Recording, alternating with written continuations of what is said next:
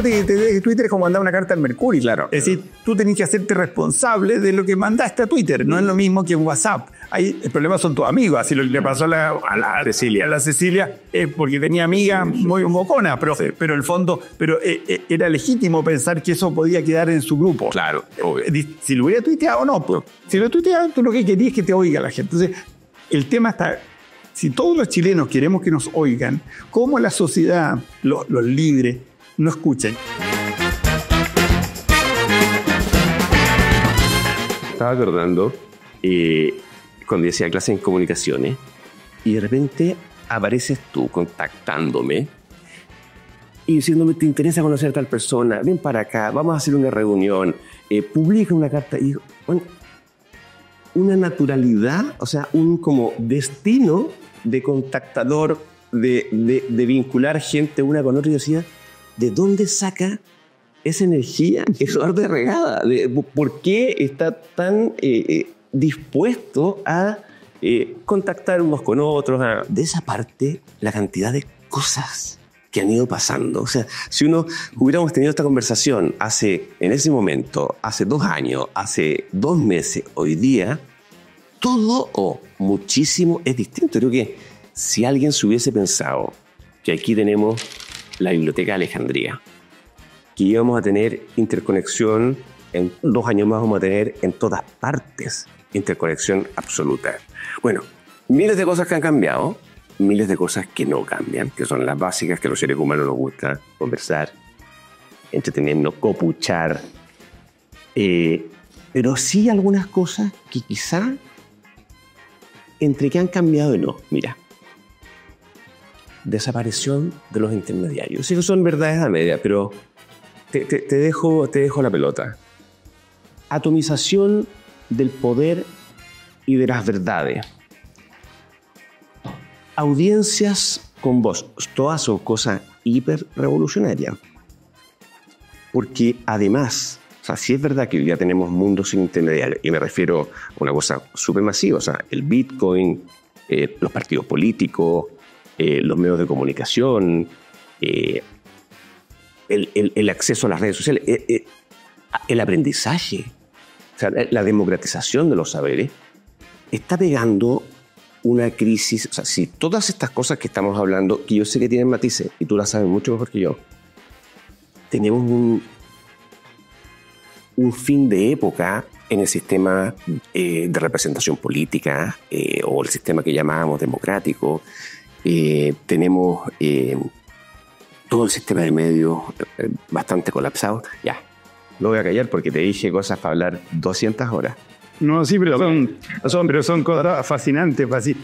Yo dividiría, me voy a cargar de lo último tuyo porque yo creo que es como lo más indiscutible. Así, yo creo que hay un cambio epocal súper fuerte con lo que tú describiste como la generación de voces, al fondo. Es decir, yo creo que si uno dice el signo de los tiempos, para mí es un poco este tema de que los usuarios dejaron de ser espectadores y se convirtieron en usuarios.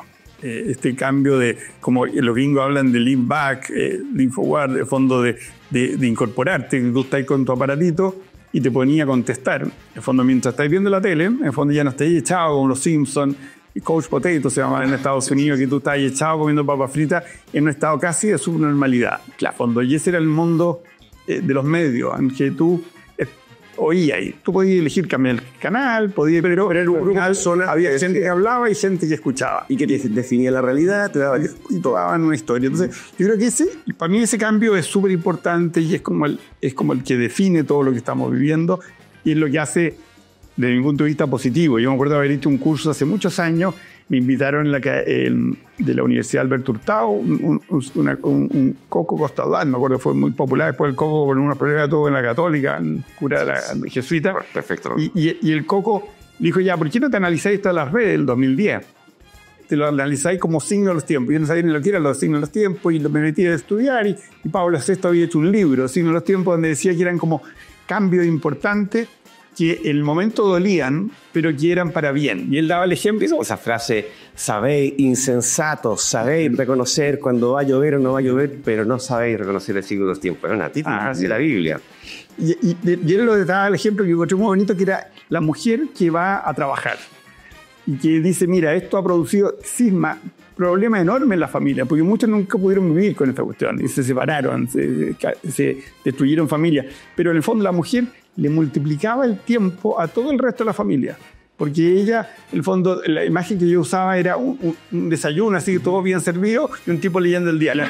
El tipo tenía tiempo, porque eso es porque la mujer había preparado todo antes. Entonces el tipo llegaba y tenía tiempo para leer el diario. Y después cuando volvía de la casa estaba toda reluciente. Entonces los cabros chicos llegaban a la casa y le habían hecho la cama y todo. En el fondo, ¿por qué? Porque había una mujer que se dedicaba a eso. Entonces Pablo VI decía, eso es doloroso esto que está pasando, porque le hace daño a muchas familias, se han separado a la familia, pero libera a la mujer.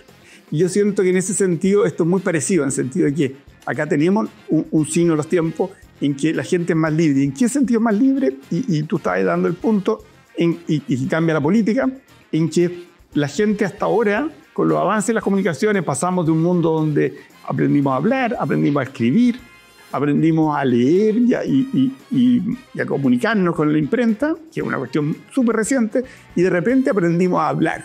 Mira quién habla. En el fondo también cualquiera habla hoy día.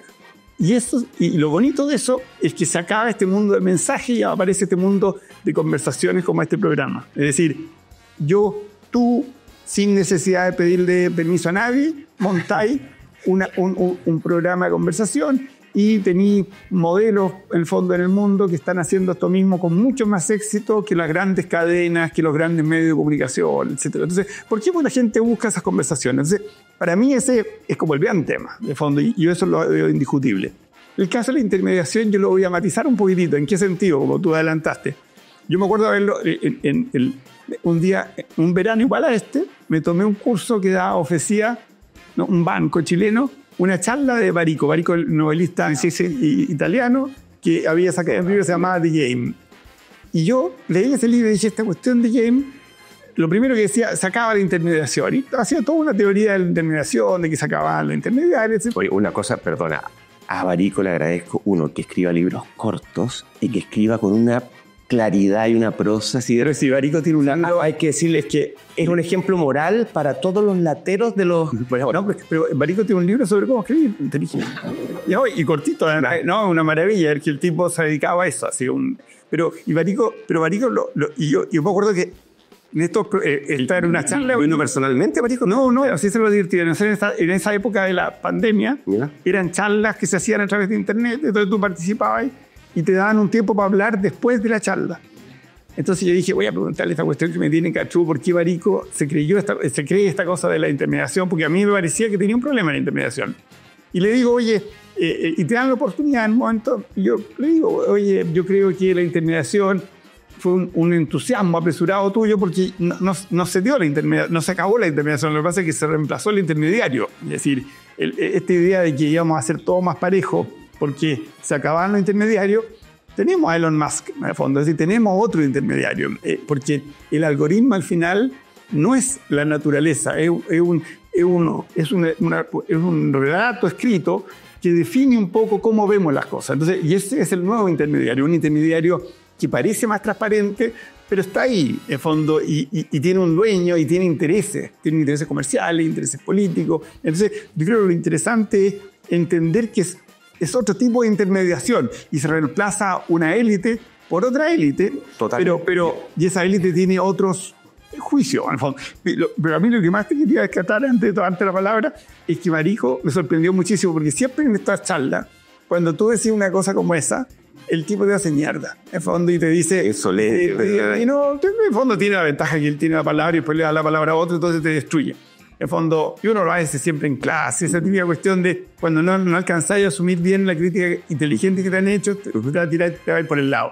Y el tipo en vez de eso dice, no, la verdad que tienes toda la razón, yo ese libro no lo habría puesto de esa manera si lo escribiera hoy. En fondo, entonces yo dije, Barico me ganó definitivamente, porque en el fondo no porque haya pensado lo mismo que yo, sino que por la capacidad de hablar de esos temas, de no tener miedo a reconocer. Si yo creo que lo más bonito que tienen las redes es que tú tú ganas mucha humildad porque siempre hay un tipo que te enmienda la plana, siempre hay alguien que sabe más que tú, incluso en una estupidez que tú te has dedicado 18 años solo a hablar de eso, de repente viene un chileno, muy chileno. Yo te voy a decir, sí, yo creo que esa es parte también de la ventaja de esto que está pasando, del signo de los tiempos. Te reconozco que uno de los puntos, cuando estaba leyendo tu libro, que me pegó así como un guascazo, fue ese tema de decir, ¿cómo esto que se desaparecieron los intermediarios? Si el algoritmo no es neutro. Te comentaba recién cuando fuera de cámara que yo soy muy agradecido del algoritmo porque me ha presentado una cantidad de cantantes, pensadores. O sea, me adivina qué tipos me gusta y mi ámbito se me ha aumentado muchísimo. Pero efectivamente, por mucho que digan que hoy día el algoritmo es abierto en Twitter, etc., yo no sé cuál es el algoritmo, yo no sé decodificar, no lo voy a hacer. Hay un problema porque tenemos una desconcentración, que hay una cosa súper interesante, porque cuando parte Internet, cuando parte las .com, es precisamente la atomización completa. El tipo desde un garage hace una aplicación, la venden varios millones de dólares a las pocas semanas. Pero hoy día el tema de la inteligencia artificial, con los mega granjas, con chips súper sofisticados, es súper concentrado. El poder lo tienen muy pocas personas. Hay un cambio incluso geopolítico que no sabía. Yo te comentaba recién ayer el discurso del vicepresidente de Estados Unidos ante los europeos. Les dice, mire, esto lo vamos a hacer nosotros Estados Unidos, vamos a hacer todas las piezas de los computadores, vamos a hacer todos los chips en casa, nosotros vamos a desarrollar esto, no vamos a tener regulación y vamos con todo. O sea, hay cosas que están pasando todo el rato fuertemente. Ahora, igual me gusta más este mundo donde la gente sí tiene voz y donde todo ese control que existía, porque, claro, tú dices escritura, imprenta, televisión, había un gran control todavía de las personas. Tú lo dices, tú lo comentas, lo has comentado varias veces, o sea, la televisión se oye, es una cosa súper pasiva. Aquí por lo menos tienes la fantasía de que puedes ir, o no la fantasía, tú puedes mandarle un mensaje directo a personas que están en distintas partes del mundo y te contestan. A mí, por ejemplo, yo siempre digo que es como conversar con los lomos de libro de mi biblioteca. Yo he estado haciendo más o menos lo mismo 36 años en la Universidad Católica. Y desde que empezó con Twitter, yo empecé a conversar con un montón de autores que nunca he conocido. Es decir, por ejemplo, Francis Saxon. De fondo, sí, de fondo, ¿por qué? Porque yo sale el libro de... ¿Literal? ¿Le escribiste? Sí, Twitter. En el fondo, tú en Twitter, en el fondo yo, la misma noche que sale el libro de Steve Jobs, me acuerdo a las 12 de la noche un domingo, yo me lo bajé, en el fondo, y empecé a leerlo. Y y habían frases preciosas, entonces yo marcaba la frase y comentaba algo. Y Saxon en ese momento acaba de lanzar su libro. En el fondo, entonces, yo estaba leyendo el libro junto con los primeros que estaban claro, en el libro del mundo. Estaba viendo qué estaba pasando. Y el tipo estaba en su cuenta de Twitter y se puso a conversar. En el fondo, entonces, tú tienes esa relación que se da. O, por ejemplo, cuando tú ya...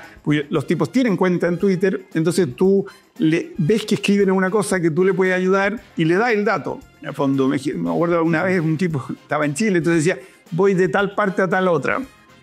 ¿Dónde paro a comer? Me queda un dato. Claro, por supuesto. Entonces, y tú creas un vínculo, en el fondo. Eso no podía pasar antes. Entonces, tú sí tienes voz. Tienes voz que no es una voz... el 80% de esa gente no te contesta. Pero está ahí, en el fondo. Y le podís llamar la atención, le podís dar una idea. Eso no existía antes. Es decir, entonces... Y además, la conversación, un poco... Yo siempre hago el paralelo como con...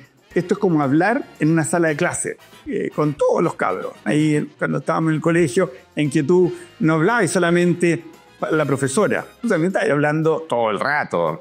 Por supuesto. Y la ironía, se jugaba. Entonces, y los chistes funcionaban así, eran en ese momento, ¿no? Al día siguiente. No. Oiga, si lo de ayer, te miraban con cara de depresión, ¿no? Como diciendo, a ver, presente absoluto, sí. Tiene que ser ahora. Y así funcionan las redes. Hay que estar como subido a la ola. Y por eso es muy divertido, porque tú, una misma frase la decís 20 minutos después y ya no vale. No, total. Sí. El fútbol lo estamos viendo juntos. Es decir, cuando uno ve un partido de la selección, está todo Twitter comentando la tontería, por el fondo. Entonces te reís y te retuitean cosas tontas que juegas así, pero un poco es como estar con 3 amigos, en fondo, que te vas riendo de las cosas. Eso mismo pasa en el Festival de Viña, pasa... Entonces, yo creo que ese es el valor. Es decir, es como una herramienta para aumentar nuestra necesidad social, esa que tú hablabas al principio. Si nosotros, por naturaleza, somos gregarios, nos gusta el hueveo, nos gusta conversar, nos gusta oír. Y eso, estos espacios lo están haciendo. Lo que pasa es que estamos en el momento del ajuste. Entonces, en este momento, como que no sabemos usarlo. Los algoritmos, yo comparto la idea tuya original de decir, a ver, el algoritmo me sirve un montón. Si yo mismo, por ejemplo, en Twitter tú tenías la posibilidad de ver a tus seguidos, claro, o una cosa que se llama a ti te gusta. Claro. Y a ti te gusta el algoritmo, y aquí están los seguidos. Yo muchas veces, porque Twitter es muy cabrón y te cambia de un lado a otro sin que te des cuenta, y de repente estoy viendo y digo, ¡ay, qué entretenido estaba! O de repente digo, esta cuestión, no. Y ahí me doy cuenta y me cambió. Sí, a mí también. De fondo, pero normalmente cuando estoy en el lugar del algoritmo, me lo paso mucho mejor. Mucho mejor. Lo que además uno muchas veces, yo por lo menos he seguido personas por cortesía, por reciprocidad, no por lo que realmente me gusta. Entonces, mucho mejor. Por eso es muy divertido el algoritmo. Pero tiene el problema que, evidentemente, que si tú lo pensáis bien, es totalmente como... Es como alineante, es parecido a la televisión antigua. Es decir, lo que está haciendo el algoritmo es como entretenerte, es como Don Francisco, cuando Don Francisco podía tenerte toda la tarde el sábado. Es decir, el algoritmo es un poco lo mismo, es una forma, y por eso TikTok, hay gente que se le va la vida en TikTok, en Instagram, porque el algoritmo está muy bien hecho. Es ridículo pensar. El tema es que tenemos que aprender a vivir con ese algoritmo y tenemos que empezar a manejarlo, es decir, tener momentos de algoritmos y tener momentos de no algoritmo. Es como cualquier cosa, así, el azúcar, hermano. Todas las propiedades. 7 cucharas de azúcar. Pues, la verdad que sentí un golpe de vitamina espectacular, pero evidentemente eso no hace bien. Pero poner azúcar no es malo, por lo menos para un niño. Otra cosa es que sea malo para un tipo de edad. Pero en el fondo es ridículo pensar que el algoritmo es malo. Lo malo es el abuso, en el fondo. Y no entender que estáis siendo así. Lo que tú dijiste al principio, no es la realidad. Es decir, tener conciencia que no es neutro, sino que hay un interés súper sano, que te lo pases bien. Y al final lo que el algoritmo te está dando es entretente. Pásate un buen rato. Cuando tú querís tener hábitos más estrictos, querís ser campeón de tenis, ya, pero no te dije, no hay lugar. Querís tener pensamientos largos, desarrollados. ¿Qué es lógica de un libro? No. Te han dado un plazo de 1 año para escribir un libro, no tenés que estar en el algoritmo, pero no es un problema el algoritmo, es como cualquier cosa. Si tú te caes en un bar toda una noche y al día siguiente estás hecho polvo, no trabajas. Es evidente, te lo comparto plenamente. Yo encuentro que el tema es aprender a usar este espacio. Y en eso estamos como... Piensa que la imprenta, entre que nace la imprenta y hay un primer diario, pasaron 150 años. ¿Por qué? Porque hubo que enseñar la ley y escribir a toda la gente. Por eso con la oposición, además de muchos que no quería que se masificara, fue muy peligroso en su momento.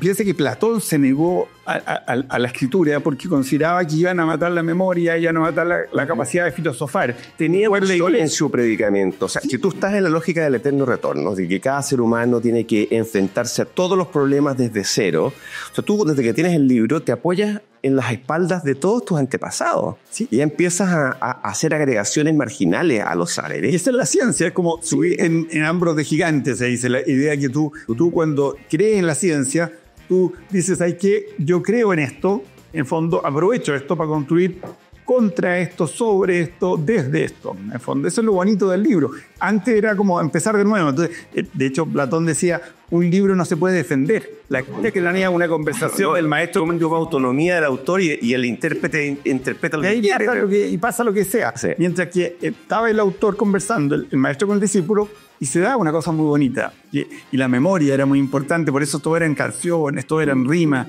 porque lo importante era que la gente se aprendiera de ella. Y la conversación, si conversar es muy bonito, muy entretenido. Y efectivamente con el libro se mata un poco. Entonces, que déjame llevarte a un tema fascinante, que es la transición, porque estamos partiendo. O sea, hace un ratito estaban jugando Pac-Man, estaban jugando Space Invaders, era súper arcaico todo. Y hoy día estamos con los chat GPT, no sé cuántitos. O sea, la revolución es brutal. Pero entre medio, y tú que has tenido la suerte y la visión, porque yo recuerdo tú cuando me hablabas al principio de estas cosas, yo decía, o sea, como diciendo, cosas que tengan que ver con... Yo hasta el día de hoy no sé manejar una planilla Excel. Yo estoy aprendiendo, pero esa es mi afinidad con la técnica. Pero hoy día descubro que todo está pasando ahí. Pero la transición ha supuesto una serie de ensayos y errores y los va a seguir manejando. O sea, pensamos la lista es infinita, desde si los likes son buenos o no, o polarizan. Antes los likes eran abiertos y la gente efectivamente se inhibía mucho en poner likes porque la gente después le pusiste like a un tweet de tal y tal persona. ¿Cómo ves tú? O sea, ¿qué cosas de las que han ido cambiando? Porque ha sido súper polar, súper de controlar los contenidos, no controlarlos. ¿Qué cosas en la historia crees que se van a ir quedando? ¿Qué cosas fueron aciertos? ¿Qué cosas van a seguir cambiando? ¿Qué van a seguir iterando? Una cosa que yo creo que hay que entender, que yo creo que es muy buena, es que el usuario al final va cambiando el producto. Es decir, Twitter es lo que es no por un creador. De hecho, Twitter tiene la gracia que lo crearon como 3 o 4 personas que pensaban muy distinto. Entonces los desarrolladores que trabajaban para esas 3 o 4 personas hicieron algo muy maleable. Entonces, para dejar contento a todos. Para poder dejar contentos a los 4 dueños que eran muy distintos. Es decir, Jack Dorsey, Evan Williams, pensaban completamente distinto, peleaban todo el día. Entonces, el ingeniero que estaba al frente de ellos dijo, como aquí no está claro quién es el dueño, voy a poner algo que sirva para los dos. Pero al final, ¿a quién les dio el poder? A los usuarios. Y aparecieron los retweets, todas esas cosas las ha ido creando la gente. Entonces, yo creo que el usuario va modificando y tiene que aprender a modificar a su interés. Y tiene la gracia de la inteligencia colectiva, es decir, que son como olas. La gente se da cuenta de algo y empieza a hacer lo mismo. Y yo creo que hay que tener como los ojos abiertos a las cosas que decantan y las que no decantan. Que creo que va a decantar al final todo lo que sume para que la gente tenga mejor participación. Es decir, yo creo que es como ridículo ponerle... No podemos parar el avance de la ola. Cuando tenéis que de alguna manera... En el fondo, yo siempre digo que esta cuestión es más bien como subirte como a la tabla y buscar la ola. En el fondo, no podías esperar. Esto es un tsunami que va a pasar por encima tuyo y tú lo único que podías hacer es tomarlo bien, no caerte. Total. Y en eso es difícil decir qué va a quedar, pero si tú miráis para atrás, lo que hay, es decir, yo creo que lo mejor es mirar un poquito para atrás. Entonces, ver cómo era Twitter al principio y ver cómo está ahora. Hay gente que se amarga como está ahora. Pero ahora, Twitter nunca tuvo más del 20-25% de participación entre la gente. ¿Por qué? Porque Twitter se parece un poco a los lectores de diario. Twitter es un lugar como para un tipo de gente. Un tipo de gente, y yo le diría con un poquito mala leche, esa gente que se oye mucho a sí mismo. El perfil del tuitero, tú me dices. Sí, el tuitero es como el tipo del segundero, el que le gusta la radio cooperativa, el que le gusta el chisme, el dato. Ese es el tuitero. Entonces, el que cree que puede opinar con la autoridad sobre distintas cosas. Lo que le pongan por delante. Y Tú conoces un concepto que usan mucho los jóvenes, se llama NPC, no un Project Character. No, es muy del mundo Twitter, muy del mundo, sobre todo de los gamers, de los juegos. Tú cuando entras a un juego, como estos que hablábamos antes, te compras una casa, empiezas a... y desarrollas un personaje. O sea, y actúas. Y hay una serie de personajes que están ahí, pero que no tienen autonomía. Son NPC, non-player, o sea, son nada, son fome, son que se creen que tienen opinión, pero que opinan como el ChatGPT 1. Yo conozco montones, no quiero mencionar, pero hay muchos de esos tuiteros que en verdad no aportan nada y están ahí repitiendo lugares comunes. El drama de esos tuiteros tienen dos cosas. Yo Oye, se nos cayó carne con esto, porque la gente de menos 30, tú, Azul, ¿tú conocías el concepto de NPC o no? No, pero tú eres muy joven.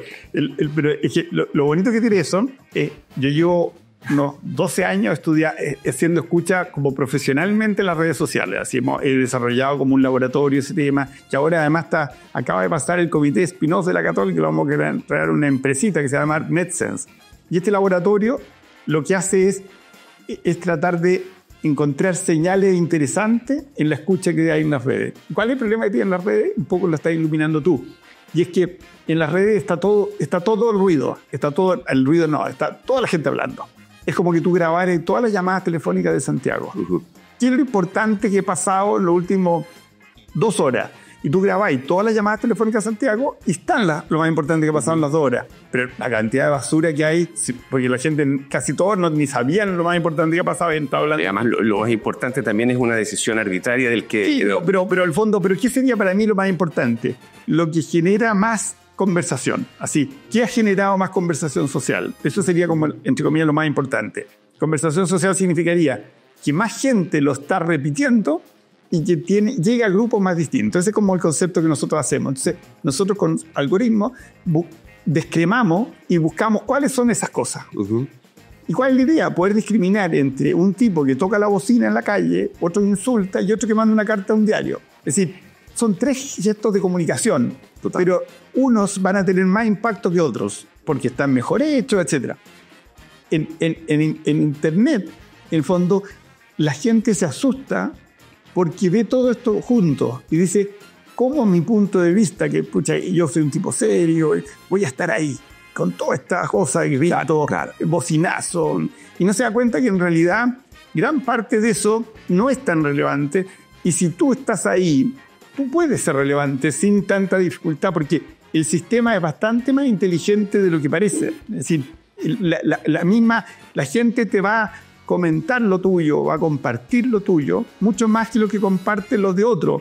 No por discriminación, nada, sino que simplemente porque interesa más, porque está más pensado, está más trabajado, tiene mejores antecedentes. Ahora, eso supone también, yo creo que debería ser un rol ya estatal o de políticas nacionales, de ajustarse y de la transición que estábamos hablando, enseñarle a la gente a usar bien estas herramientas. Elon Musk, antes de comprar Twitter, había sido el tipo más retuiteado en la historia. ¿Tú sabes cuál es el tweet con más retweets de la historia? Cuando se compra Twitter, le pregunta, ¿y qué vas a hacer ahora? Dice, no, voy a comprar la Coca-Cola y le voy a volver a poner cocaína adentro. Y ja, obviamente es una tontería. O sea, a la gente le gusta hablar tonterías. Elon Musk sabía hacer eso. Sabía todo ganato. Fue castigado por el sistema de compra de acciones de Estados Unidos porque usaba el espacio con mucha libertad. Por eso él compró algo del que él era fan. Él compró un juguete. En el fondo es como cuando un chileno se compra un yate, pero no un yate para pasear. Se compra un yate porque quiere competir en Europa, en las carreras. Porque se sabe cada detalle. Entonces se compra, no solo compra un yate, sino que compra, entre comillas, una tripulación de cabros jóvenes buenísimos para el yate, y él se pone en la mitad de la cuestión, seguramente hace poco, pero compite en Europa. Eso es lo que hizo más es como un gusto y lo tenía estudiado. O sea, entra y dice, a ver, vamos a permitir editar, vamos a pensar, ya lo tenía completo. No era un inversionista que hizo una cotización en la bolsa de... 40.000 millones no era una cifra pensada, era ¿cuánto quiero? ¿Cómo lo podía comprar? Tengo plata ilimitada, así que lo que me pica, este cabro de Dorsey se lo voy a dar. Y le dio 40.000 millones, que es una cuestión anormal. Pero mira lo que ha hecho Trump con Twitter, así, hoy día está en la Casa Blanca casi de presidente, así, el otro día cuando salía con X, que se llama su hijo, supongo, este hijo, así, duodécimo creo, y el fondo, y X le decía, se reía del pobre viejo que estaba ahí, que el fondo el presidente, y le decía, usted no es el presidente, y lo insultaba el cabro chico ese malcriado, y el fondo, y después se lo pone aquí, el tipo de polera, es decir, al final Twitter le dio eso, es decir, más que Tesla, es decir, o la suma de todas estas cosas, pero si tú veías al final, tú tenías un tipo que es un fan que está aprovechando el espacio. Y yo creo que eso es muy fascinante, ¿sí? Y atemorizante también. Yo creo que uno tiene que mirarlo. Y lo que tú decías ya, la pregunta es clave. Tenemos que enseñarle a la gente a usar este espacio a favor de ellos, porque ese es el tema. Es decir, hay un ejemplo muy bonito que usa Harari, en el último libro, en Nexus. Él cuenta que cuando nace la imprenta, porque siempre se dice la imprenta, Galileo, gracias a la imprenta. Obra del demonio, la imprenta era satánica. No, pero la idea que se difundió gracias a la imprenta, la obra de Galileo. En realidad creo que Galileo se imprimieron 5.000 libros de Galileo. Nadie leyó a Galileo nunca. ¿Qué es lo que se difundió con la imprenta? La primera imprenta, la cacería de brujas. La cacería de brujas no fue una cosa del medioevo, fue una cosa de la modernidad. Ahí empezó toda la locura por quemar a las mujeres brujas. ¿Por qué? Porque empezaron a aparecer unos libros que eran superventa. En fondo, los primeros libros exitosos que hubo en la historia de la humanidad fueron libros dedicados. Había uno que se llamaba El Yunque de las Brujas, que era un libro que te describía cómo eran las brujas para que la vieras en tu barrio. Y la pudieras denunciar, sí, sí. No. Y ahí empieza toda una dinámica increíble. En países católicos fue fuertísimo, pero en países, ¿cómo se llama?, del mundo protestante también, en que empezaron a descubrir brujas por todas partes. Toda esa fantasía nace con la imprenta. ¿Por qué? Porque la gente, ¿qué es lo que quería leer? Quería entretenerse. Cuando no andaba buscando la explicación del sol y la tierra. La gente quería historias que así, siempre se debe haber hablado de las brujas, nunca se había dicho nada en voz alta y de repente aparece un lugar escrito, tú decís, es que un poco lo que le pasa a la gente en YouTube cuando dice, uy, la Tierra es plana. Siempre lo pensé, pero todo el mundo me decía que no, y ahora veo unos videos espectaculares que me lo confirman. Es lo que hablábamos antes, y que realmente no hemos cambiado tanto los humanos, y buscar esa lucha entre el bien y el mal, encontrar que el woke o el no sé quién, o sabía que este científico era que las vacunas eran todo mentiras, sabía que era una bruja. Esa confirmación es lo que la gente está buscando cuando lee noticias, o el elefante con dos trompas, o esas cosas. El típico chiste es, oye, ¿cómo hace? Pero papá, si eso es una fake, ¿cómo hacer una fake si es lo que yo pienso? Claro, exactamente. Tú estás esperando esa fake. Además, si sale en la prensa, si sale en los canales oficiales, sobre todo en Latinoamérica, otras culturas que hemos tenido malas experiencias, tiene que ser malo, estoy esperando que sea malo, estoy esperando no encontrarle la razón porque viene del mundo oficial. Sí, y eso es muy... Oye, ¿sabes qué? Del tema de las escuchas, yo no sé, el potencial que puede tener es muy infinito. Yo no sé exactamente, me gustaría que me contaras tú, pero te cuento como algunas experiencias mías como investigador libre. Vía Twitter conozco a un personaje que se llama Marcianeque. Veo que la gente está escuchando, está hablando de Marcianeque, lo escucho. Me gusta Marcianeque. Escucho que Marcianeque habla mucho de una cosa que se llama Tusi. Digo, bueno, Tusi debe ser algo, se la menciona en todas las canciones, el Tusi no importa. Bueno, hay un grupo de gente, sus conciertos se llenan, en sus comunidades están. Efectivamente, me entero de que en las periferias de Santiago hay cosas que yo no sabía que existían. Empiezas a averiguar un poco más, ves las regulaciones que están poniendo, y hace poco tiempo también ahí el algoritmo me llevó a ver cómo ha subido. El Tusi se hace básicamente con ketamina. Me puedo equivocar en las cifras, pero no en las magnitudes. Imagínate, medio kilo de ketamina costaba antes, que es un anestésico de veterinario, costaba 500 lucas. Hoy día, con la regulación, control, 20 millones. Da lo mismo, una diferencia sideral, a eso quiero ir. Producto de eso, están metiéndole al Tusi fentanilo. El fentanilo no es ketamina. El fentanilo te hace adicto en una semana. O sea, si los narcos deciden, como al parecer están decidiendo, meterle al Tusi, que consumen miles de personas, fentanilo, de aquí a vuelta de verano, tenemos un problema catastrófico a nivel nacional en abril. Es gravísimo. Y si tú tienes una buena escucha, o sea, el monitoreo que puedes lograr, el enterar, las alertas tempranas que puedes generar. Tú has pensado más esto, o sea, tiene que tener un ámbito de utilidad muy grande, aunque también probablemente la segmentación de quienes usan Twitter, TikTok y otras cosas bien grandes. Yo te voy a meter un tema nada que ver, pero a mí me da risa cuando dicen, como en modo de insulto, dicen, Kaiser es un candidato a TikTok. ¿Y cuántas millones de personas hay escuchando TikTok? Es bueno el punto de la escucha. Sí, yo creo que la gracia está la potencialidad en el fondo en que la sociedad tiene que aprender a escuchar y nunca ha escuchado. Así, yo creo que si tú simplificas un poco todos los problemas laborales, al final se resumen en que normalmente el jefe no escuchó nunca al empleado. No la vimos venir. Entonces el jefe simplemente explica. Ni explica. El jefe dice lo que hay que hacer, en el fondo, y no sabe y nunca tiene certeza de que le entendieron ni siquiera lo que dijo. Es decir, por eso ni siquiera sale a la lata a explicar. Una de las gracias del mundo de la conversación es que tú, el fondo, veis la cara y tú decís, este tipo no entendió la broma, entonces la volví a hacer y ahora cachó. Entonces, en el fondo, mucha de la gente hace cosas que no son lo que se esperan porque no le han dado bien la instrucción.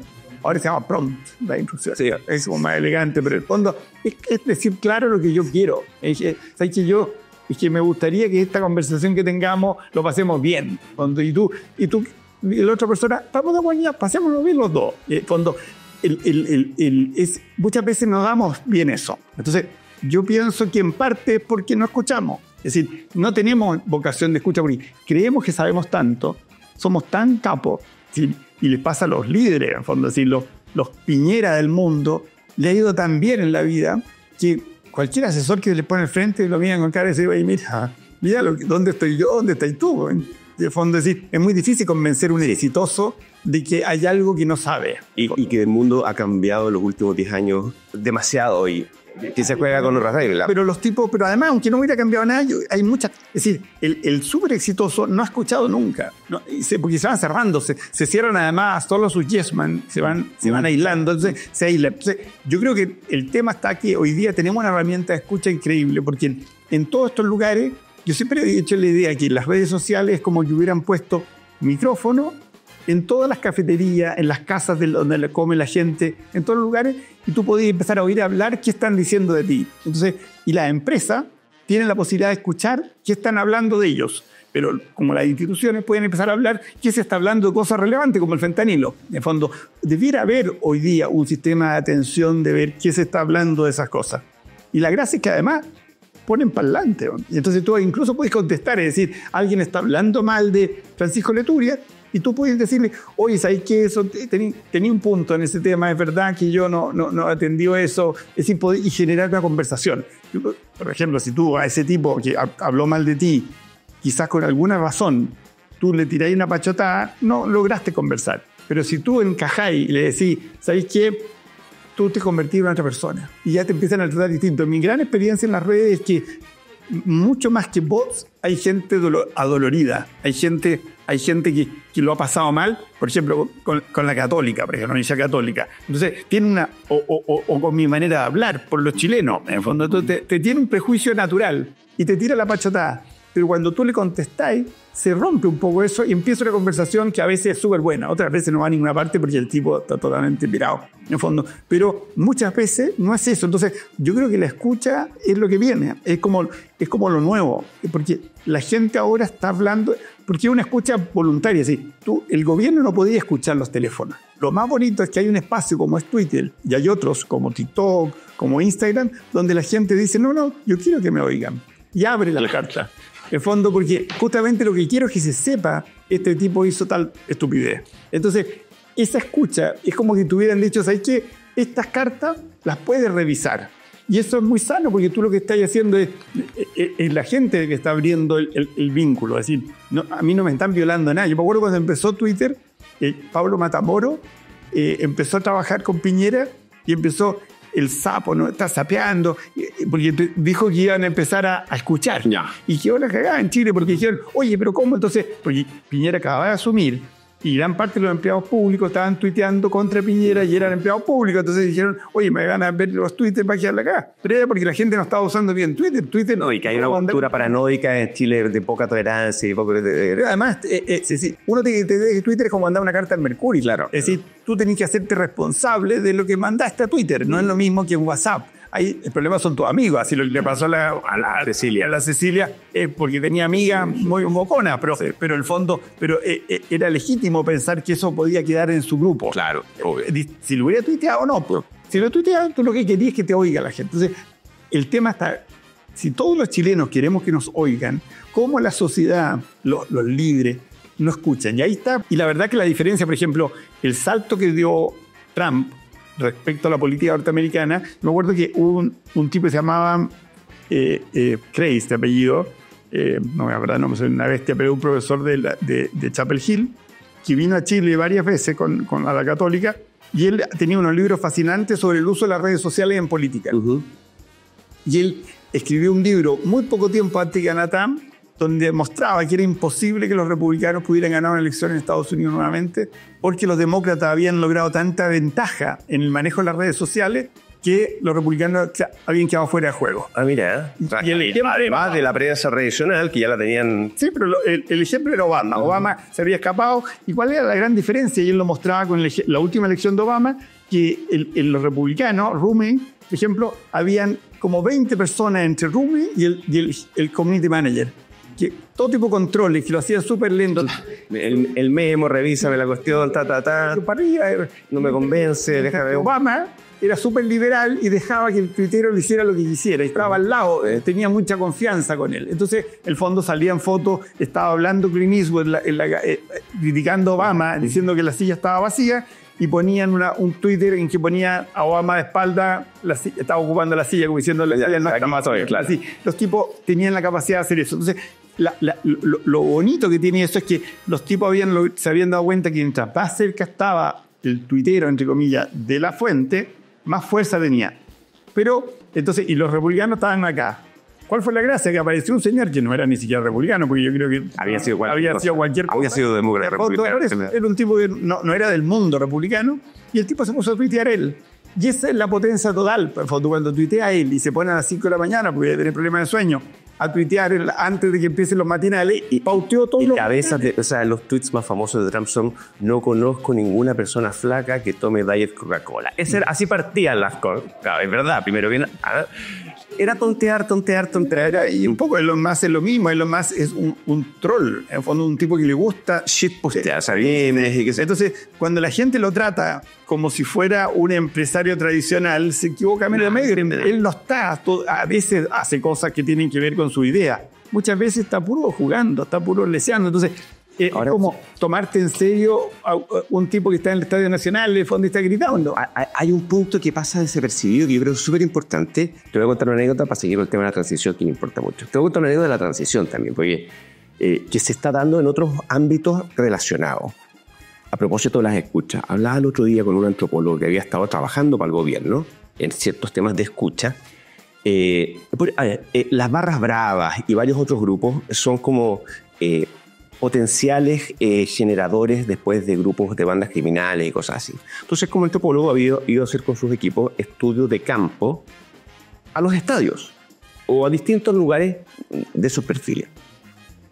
Y empiezan con preguntas del tipo: ¿y el consentimiento? ¿Cómo que consentimiento? O sea, si yo voy al Amazonas a hacer un estudio de campo sobre tengo que llenar... Es que son los estándares éticos actuales.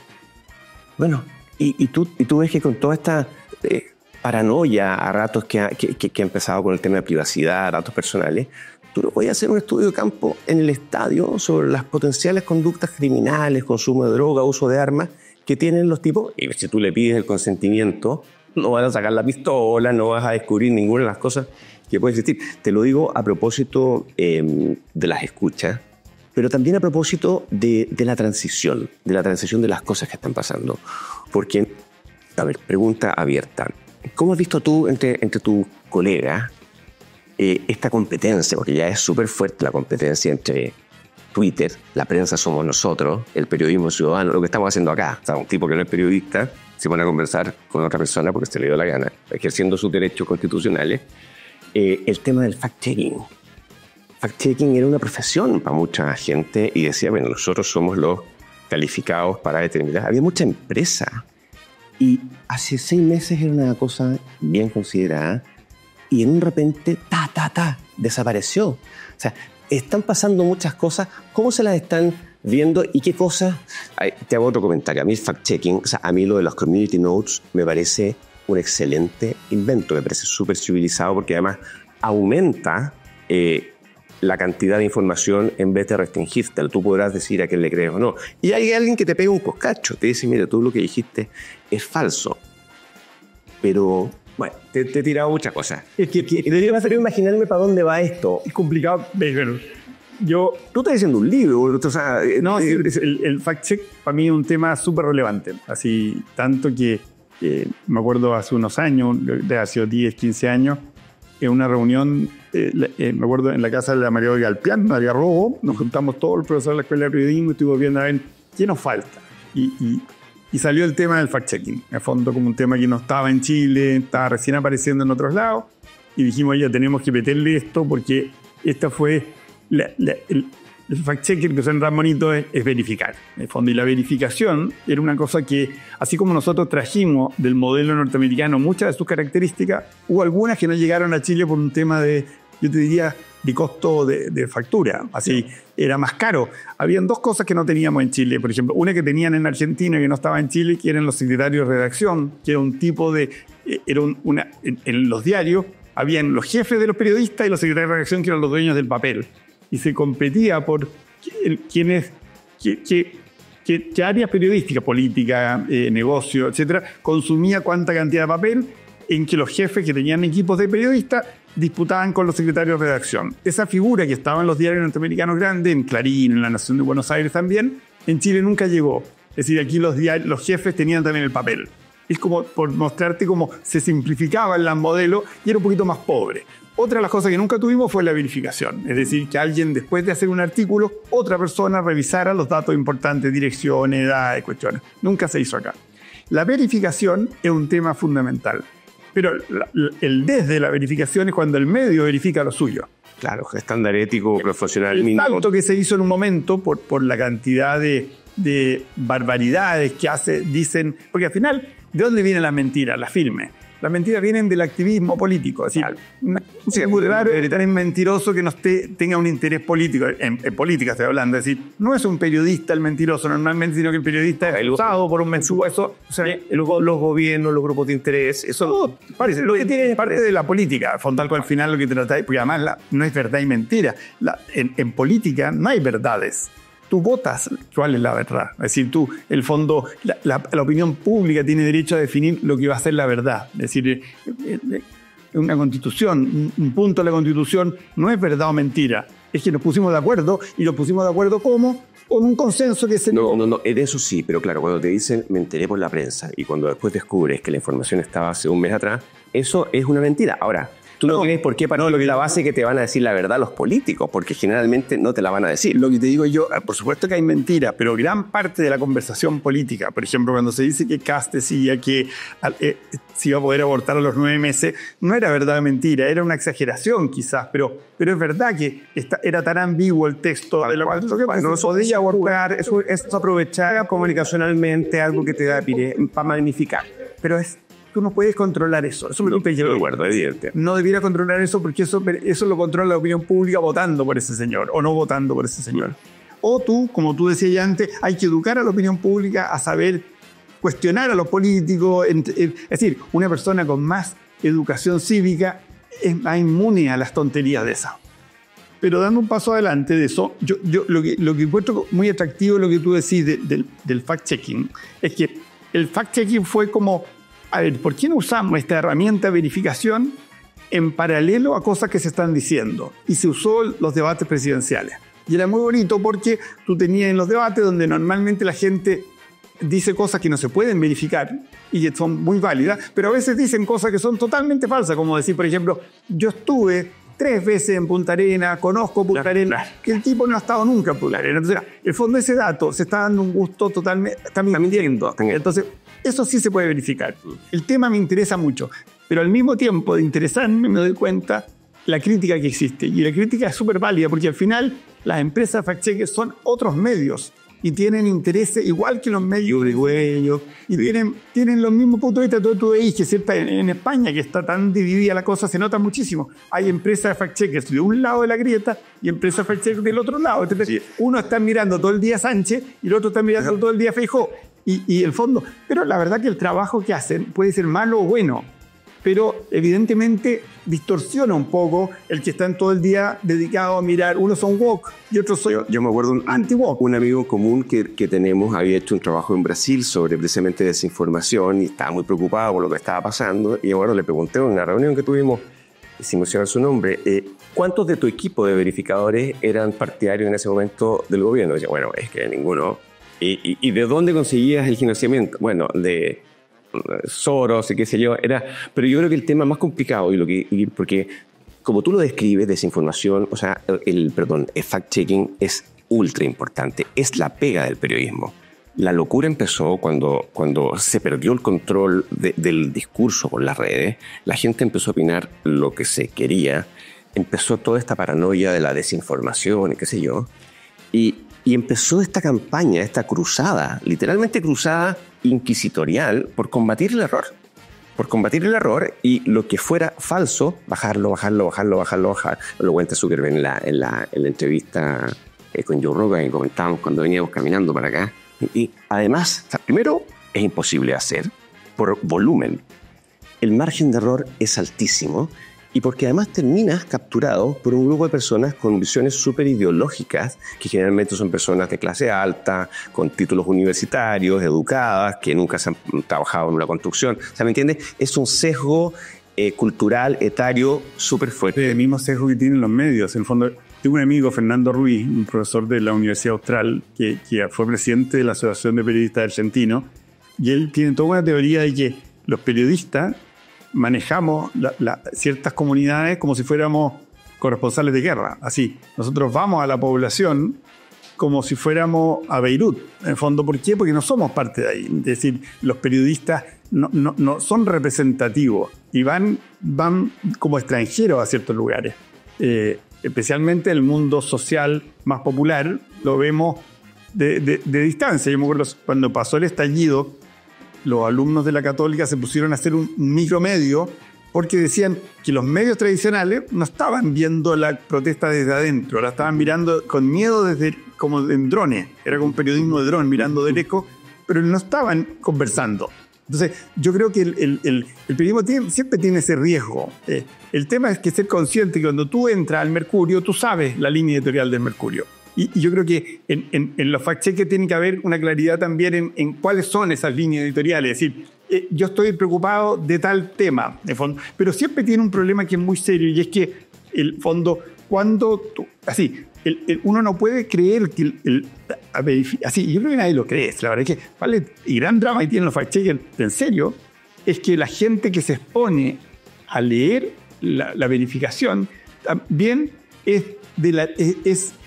está esperando que digan que es mentira. Así, es todo un círculo vicioso según uno. Y si uno se alimenta o no, uno dice, a ver, yo quiero ver un fact-checker que me haga pedazo a Trump. Y entonces me pongo... Claro. Y si no lo hace, no hace la pega. Entonces te lo entretení súper bien. Pero voy a hacer lo mismo con Kamala y te lo pasé súper bien. En el fondo, lo difícil es que en política muchas veces yo creo que se dan como verificadas cosas que son en realidad no verificables. Es decir, no todo es verificable. No, evidente, y tampoco vas a llegar a la fuente. Me acuerdo, por ejemplo, para el estallido, que estaba este cuento de los carabineros y el mentolatum, ¿te acuerdas, no? Que consumían mentolatum, no. que se ponían una cosa así y tomaban. Entonces, mucha gente dijo, están jalando para enfrentar por el miedo, qué sé yo. Y entonces, el fact-checking, o la tercera, ¿sabes?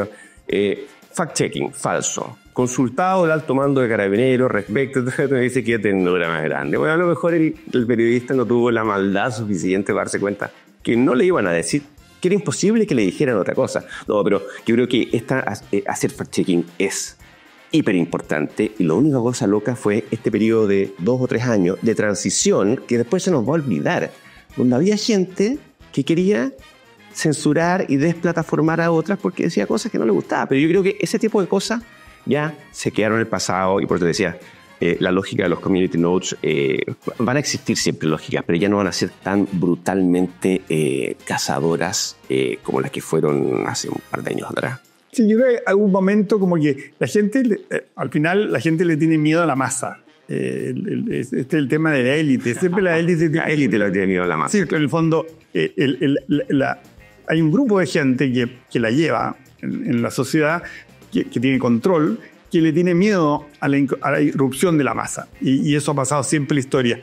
Y las masas hoy día son las redes sociales, son TikTok, esas son las nuevas masas. Así como antes era el gusto televisivo y uno decía, no, que don Francisco le hace daño a la sociedad chilena porque prestó 6 horas de programa de pura tontería. En el fondo, yo creo que esa misma gente hoy día se volvería loca, que hubiera una televisión de todo lo valoraría muchísimo para lo que hay de fondo. Pero en el fondo, el drama de eso es que siempre la élite tratan de cerrarse. Y en parte de eso a veces pasan estos excesos. Son como, ¿cómo nos ayornamos? Es decir, aparecen todas estas mentiras y decimos, a ver cómo las controlamos, pero ¿cuál es el peligro? Que hoy, en este momento, hay un señor Pedro Sánchez que en España está promoviendo ahora, cuando tú decís ya viene de vuelta, no viene de vuelta todavía. Es decir, en el mundo más populista, en la política populista, sigue siendo muy válido el tema de controlar las redes sociales. Yo me acuerdo de un artículo muy bonito de Leila Guerrero que decía, hablando ¿cómo se llama?, de Morales, del presidente boliviano, cómo describía las redes sociales y decía que la basura de las redes en que miente, porque siempre el populista trata de cerrarse a eso. Y hoy día Pedro Sánchez está tratando de impedir que se digan ciertas cosas, en fondo, con la disculpa de que existe una ultraderecha, en fondo, que siempre hay una ultra que está al otro lado. Es decir, nadie habla de la ultraizquierda, sino que está solamente la ultraderecha. Y esa ultraderecha es antidemocrática, en el fondo, que siempre hay gente antidemocrática en todos hasta en la centro hay antidemocráticos, pero como existe esa ultraderecha, hay que establecer un sistema estatal que controle. Y acá mismo se habla de leyes de medios, la misma adorable Camila Vallejo, en el fondo, hablaba de su proyecto era hacer una ley de medios. Y la primera idea que hubo con estos temas de desinformación era un poco meterse en el tema de la información política. Después se dieron cuenta que ni siquiera la gente que entendía los temas quería meterse en esos temas. Así, yo creo que los matices son súper importantes en esto. Y sobre todo tener conciencia de que uno es la élite. Uno está, está distorsionado, ¿no? Cuando tú habláis de este personaje que yo no lo conozco, es el drama mío, estoy metido en la universidad, de Lotuzzi, todo el Tutsi, eso, en fondo, no lo vamos a saber nunca y nunca nos lo va a decir el tipo oficialmente, así como el jefe de la policía no te va a decir qué es lo que aspiran. Claro, en fondo, jamás te van a decir tampoco, si tú haces en el fondo un trabajo de campo. El trabajo mío de escucha que hacemos nosotros lo dirige una antropóloga que desde la antropología se ha dedicado a la antropología digital, que es la escucha de las redes. ¿Cuál es la ventaja de los espacios donde yo escucho? En que tienen consentimiento tácito. Claro, yo solo grabo cosas que están, es decir, yo de Facebook grabo solo lo que está en las páginas de Facebook, no grabo nada de los perfiles de Facebook, de Instagram, de TikTok, solo lo público, y de Twitter todo es público. Entonces la ventaja es que ahí puedo grabar todo. Por eso no necesito esos consentimientos, etc. Pero es verdad lo que tú dices. Ciertas cosas de antropología no las vamos a sacar nunca con un camino formal de encuestas como muy bien hechas en términos de respeto a la intimidad o de respeto a la privacidad, porque la gente no nos va a decir, el delincuente no nos va a contar su vida. Bueno, y además esa no pertenencia, tú dices, claro, los profesionales no pertenecen a los grupos más marginados, más pobres, pero tampoco pertenecen, un periodista económico no es un empresario, un periodista político no es un político, se genera. Por eso a mí me gusta mucho eso del periodismo ciudadano. House of Cards, por ejemplo, se reía mucho del personaje de los periodistas políticos y decía, es que tú, porque estás muy cerca mío, crees que tienes poder, pero al fondo tú no tienes nada que ver. No perteneces al fuego, estoy utilizando para sí. ¿Verdad? Oye, no, sin nada. Sí. Ahora, hay cosas que te inquieten, que tú dices, chuta, esto, el mundo va a cambiar, siempre está cambiando, siempre hay cosas buenas, luces y sombras, pero alguna cosa que tú digas, esto es complicado. Así, yo me dedico todo el día a tratar de enfrentar lo complicado. Y esa es mi obsesión. Cuando tú me decías, ¿qué es lo que me motiva en toda esta cuestión? Es tratar de... El carácter es el destino, naciste para esto. Pero también... No tenías alternativa. ¿Qué motivación? Hacia el final, por ejemplo, Tesla, el verdadero Tesla, el original, le dijeron una vez que era un tipo tan rayado como Steve Jobs, así de estos tipos muy desagradables, y vi con él, y ¿cuál es la obsesión? A los 80 años la entrevista en la revista y le dice, ¿pero qué has hecho todo esto?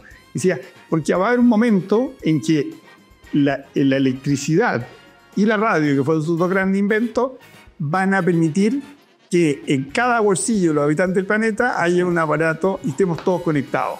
Y la imagen de él era decir, ¿sabes qué? Va a ser un lugar donde, como un cerebro, todos conectados, y cualquier dato que necesite cualquier habitante del planeta le va a llegar.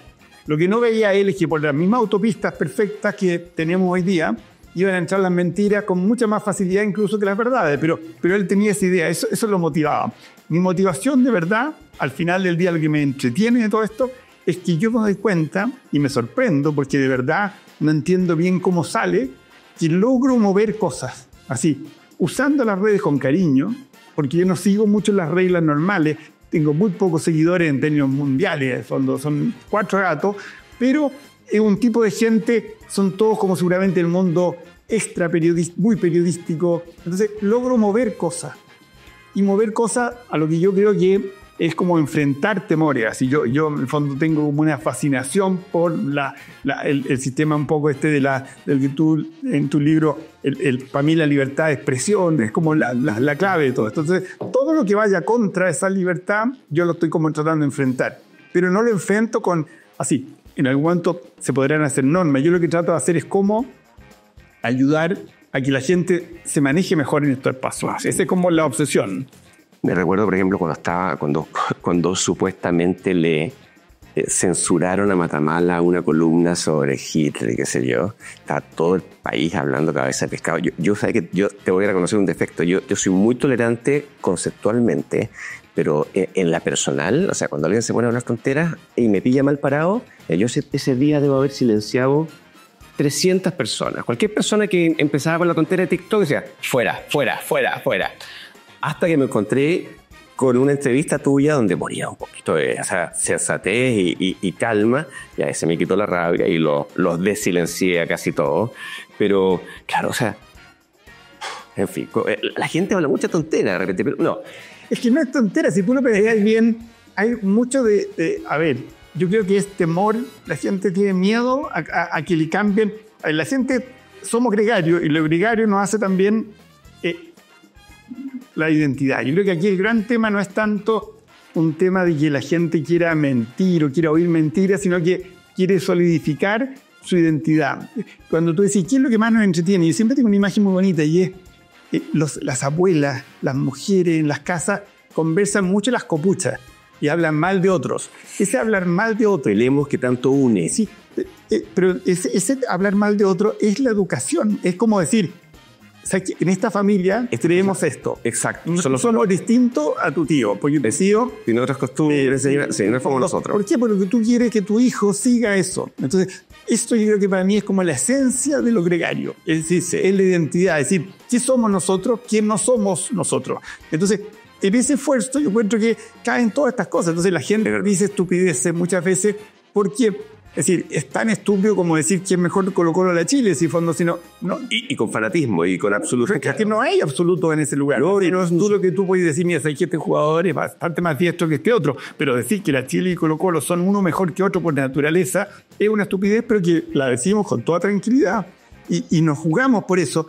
Y yo creo que en eso está casi todo esto. Yo creo que dentro de las tipologías que se pueden ver en el planeta de redes sociales, hay dos como bien marcadas. Una es la más temerosa y angustiada ante el caos, la desinformación, las cosas que puedan pasar, la alteración y redistribución de los poderes, de quien administra la verdad, etc. Y otro grupo de personas que son más como diciendo que venga el futuro como venga. O sea, no le den mayor liberalidad ante la posibilidad de los cambios. Y efectivamente yo creo que buena parte de esas reacciones tienen que ver con eso, como con temor a que tanto cambio que está pasando no vaya a desconfigurar todo y nos vaya a quitar las formas de vida. Lo que todo tiempo pasado fue mejor. Entonces también hay mucha gente que es muy divertido porque ser conservador hoy día no es que conserva hoy día. Ya el fondo es como conservador de qué época eres conservador. Yo siento que hay un tema ahí como a mí, la verdad que yo creo que en lo importante, estos avances no pueden pararse. Y no va a suceder. No va a suceder. Tenemos que administrarlo bien. Todo era avanzado. Así, si la televisión siguió creciendo y creciendo hasta que apareció algo más terrible que la televisión, pero no es que se haya muerto porque los antitelevisiones ganaron. Siempre gana la gente. Así gana el interés, el signo de los tiempos. Al final gana lo que hace más libre a la gente, lo que hace más feliz a la gente. Entonces, yo siento que esto va a avanzar, pero hay muchas cosas que son errores, en el fondo, pero no son errores de la herramienta, sino que del uso. Entonces, lo que uno tiene que tratar de ayudar es acelerar ese proceso un poco así, y mostrar que ciertas cosas no son consustanciales a la tecnología, sino que tienen que ver con un temor. Estoy de acuerdo, pero si tú le tuvieras que poner ojo, por ejemplo, las típicas cosas que se dicen, la adicción a la dopamina de baja calidad, haciendo que existe. O sea, yo me he pasado horas viendo atajadas de Neuer, pajaritos, cosas. Segundo, la comunicación intermediada, volviendo a la fantasía de la no intermediación, la comunicación quizás a la que estamos acostumbrados es esta, que uno ve la cara, los detalles, es donde lo verbal es una parte solamente. Tercero, la restricción que provoca el menú limitado de emojis, texto, lo que sea. Cuarto, un tema mucho más complicado, por ejemplo, grandes grupos de masas o grupos de inmigrantes. Para salirnos del tema Chile, imaginémonos Inglaterra, pakistaníes, qué sé yo. Grupos que empiezan a crecer, que se mantienen conectados por redes sociales con sus países de origen, sus comunidades, no necesitan aprender el idioma, no sienten una mayor identificación con el país al que llegan. O sea, todos los chilenos que estamos en el año 81 vivos, sabemos lo que es Caselli, sabemos lo que es el penal, todos sabemos lo que es la Cecilia Boloco, teníamos un relato común. Si tú estás conectado a tu planeta redes, y hoy día pasa mucho, tú sigues a la gente que sigue las cosas que a ti te interesan y dejas de pertenecer a un colectivo. Yo creo que ahí hay un tema que sí, a mí me parece que no sé cómo se va a abordar, porque partimos de la base que hay países, y si no tendremos que cambiar el modelo de los países. A ver, y a lo mejor hay que hacerlo. Es que mira, los emojis, yo lo veo menos. A mí el emoji es un intento de suplir la falta de guiños facial. En el fondo, de una manera de poder ironizar y jugar con eso. En el fondo, entonces, al final yo creo que es un recurso inteligente para enriquecer un poco una comunicación. Piensa que el 80% de la comunicación en realidad está en esto, en el fondo. Entonces, el Internet es muy simple. Entonces, el emoji yo creo que es útil. Lo no real, obviamente, siempre la gente cree que lo real va a perderse. Pero en el fondo, yo el ejemplo que uso siempre en la literatura contemporánea al nacimiento del teléfono, la gente decía que era terrible el teléfono, porque no íbamos a hablar más con la gente.